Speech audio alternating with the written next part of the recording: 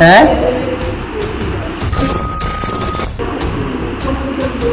হ্যাঁ এমএলএর বউ মানে প্রমোদ রিয়াং এমএলএর শান্তিবাজার এমএলএ যে ওনার বউ।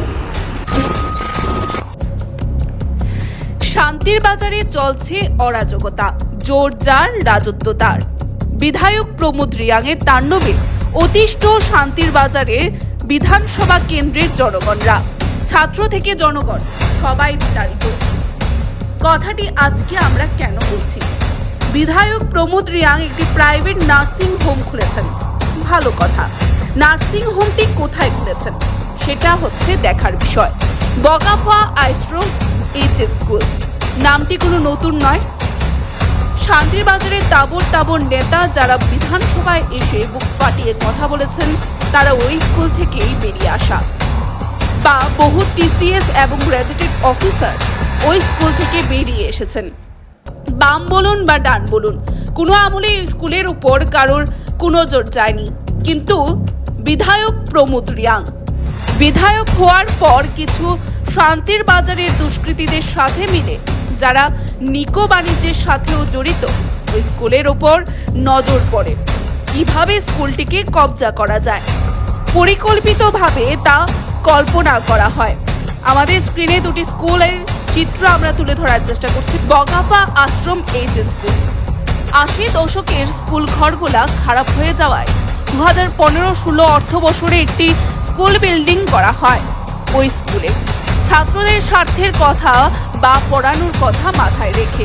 কিন্তু এই সুখটা বোধ হয় বগাফা আশ্রম এইচএস স্কুলের ছাত্রছাত্রীদের কপালে নেই। বিধায়ক প্রমোদ রিয়াং বিধায়ক হওয়ার পর এই স্কুলটিকে কবজা করার লক্ষ্যে বহু পরিকল্পনা করে। শেষমেশ ওনার স্ত্রী ও ওনার শান্তিবাজারের নিকো মাফিয়াদের সাথে মিলে একটি সোসাইটি গঠন করে, যার নাম Lakshmi development society, asset Lakshmi development society. এবং ওই সোসাইটির হাত ধরে প্রাইভেট নার্সিং হোম খোলার নাম করে ডাইরেক্ট সরকারি সম্পত্তিতে ওনার সোসাইটির নাম, ওনার নিজস্ব নার্সিং কলেজের নাম ওই বিল্ডিংয়ে লিখে কবজা করে নেয়। এখন ব্যাপারটা হচ্ছে গিয়ে বিধায়ক বলে কথা, সাধারণ মানুষ তো কথা বললেই মার খাবে। কিন্তু আরেকটা বিষয় না বললেই নয়, গাড়ি থেকে বাড়ি, বাড়ি থেকে নারী, সবকিছুতেই বিধায়ক প্রমোদ বাবু যেন এগিয়ে। কোনোদিনটাই কম নয় বিধায়ক প্রমোদ রিয়াং।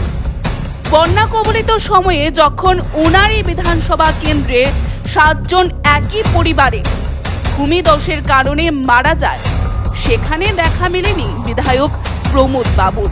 কিন্তু যে কোনো নেগোসিয়েশন বলুন না কেন বা রিয়াং সেটেলমেন্ট, সেখানে সর্বপ্রথম হাজির থাকে বিধায়ক প্রমোদ রিয়াং।